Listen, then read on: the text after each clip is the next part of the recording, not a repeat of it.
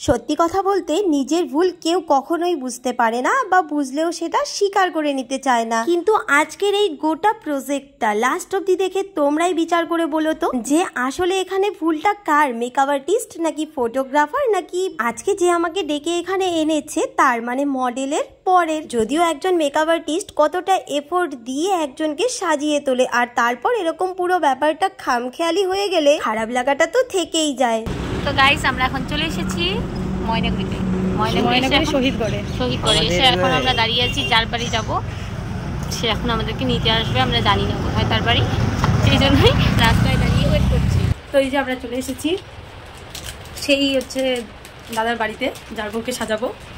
আর এখন এখানে এসে এই যে সব কিছু রেডি করে বসে আছি। আর এই যে ইনি একজন গয়নাগাটিগুলোর প্রতি এনার প্রচুর ইন্টারেস্ট, তাই সব গয়নাগাটিগুলো দেখছেন।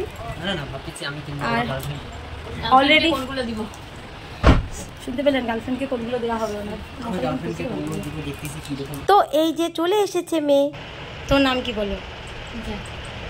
এই যে আজকে আমি যাকে সাজাতে এসেছি, তো একে ক্লায়েন্ট বলবো নাকি মডেল বলো তো?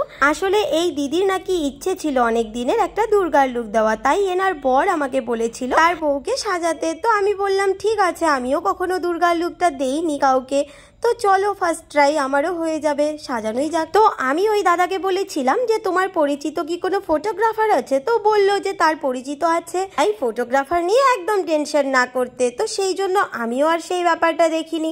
মাঝখানে আমি অবশ্য বলেও ছিলাম যে আমাকে তাদের নাম্বার দাও, আমি একটু কথা বলে দেখি, বাট সেই দাদা বললো যে তার কোনো দরকার নেই, সে সবকিছু বলে রেখেছে। তাই আমিও আর এই ব্যাপারটা নিয়ে বেশি না ভেবে বিশাল আনন্দে আনন্দে আমি তো চলে গেলাম সাজাতে। আর সাজানোর পর কোথায় কোথায় শুট করা হবে সেসব নিয়েও কথাবার্তা হয়েছিল। বলেছিল তাদের বাড়ির পাশে কাশফুল বাগান আছে, নদী আছে, আবার পুরনো মন্দিরও আছে, যেসব জায়গায় গিয়ে আরামসে শুট করা যাবে। আর প্রথমের ফুটেজগুলো দেখে কিন্তু এটা ভেবো না যে শেষটা এত বাজে হতে পারে কি করে। আমরা তো ভেবেছিলাম যে ভালোই হবে সবকিছু, তাই ড্যাং ড্যাং করে বাড়ি থেকেই ব্লগ বানাতে বানাতে চলে গিয়েছিলাম ওখানে। আর ভিডিওটা কিন্তু মহালয়ার আগেরই করা, বাট আমি ভেবেছিলাম যে এই ভিডিওটাকে আর পোস্ট করব না, কিন্তু আজকে এই ফুটেজগুলো ডিলিট করতে গিয়ে ভাবছি সব কাজ যে সবসময় সাকসেসফুল হবে তা তো নয়, বাট ফুটেজগুলো যখন আছে তখন একটা ভিডিও বানিয়েই রাখি। বাট দাদা দিদি অ্যান্ড ফটোগ্রাফার ভিডিওতে সব সত্যিটা তুলে ধরার জন্য তোমরা যদি খারাপ পেয়ে থাকো তো সরি, কারণ এটা তো জানি যে কেউ ইচ্ছে করে এটা করেনি, ব্যাপারটা পুরো আনফরচুনেটলি হয়ে গেছে। যাই হোক, মডেল গিয়েছিল ভাত খেতে, তাই আমরা কিছুক্ষণ বসেছিলাম। তারপর চোখটা যখন বানাচ্ছিলাম তার ফুটেজটা অন্য একটা মোবাইলে নিয়েছিলাম, তাই এখানে শেয়ার করা হয়নি। যাই হোক,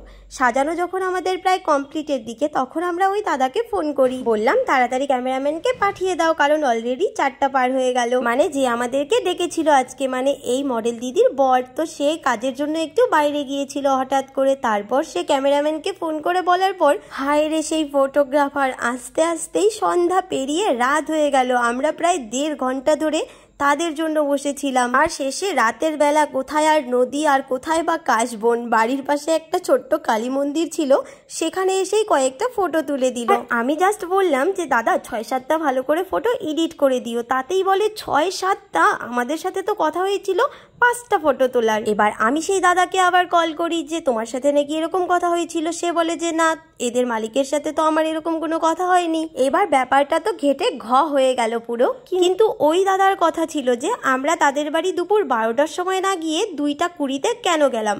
এবার আমি যে ব্যাপারটা বলছি যে বাইরের শ্যুট সবসময় সকালে করতে হয়, না হলে বিকেলবেলা করতে হয়, আর আমরা তো বিকেলের আগেই মডেলকে রেডি করে দিয়েছি, সে আমরা যেই টাইমেই যাই না কেন। মডেলকে তো ঠিক টাইমে রেডি করা হয়ে গেছিল, কিন্তু তোমাদের ফটোগ্রাফাররা আসেনি সময় মতো, আর তুমি নিজেও ছিলে না সেখানে। বাট ওই দাদার কথা হচ্ছে যে তোমার ভুল, তুমি দেরি করে এসেছো।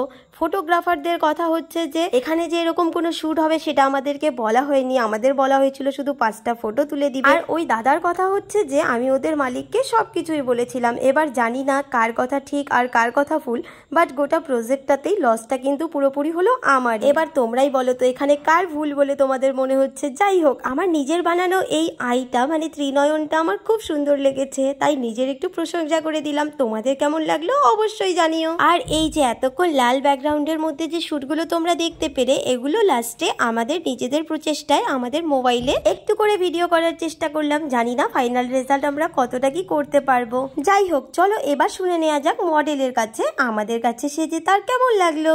তুমি বলো, তুমি দেখছো সাজার পর নিজেকে আয়নায়, কেমন লাগলো বলো? খুব ভালো। Tata, bye bye.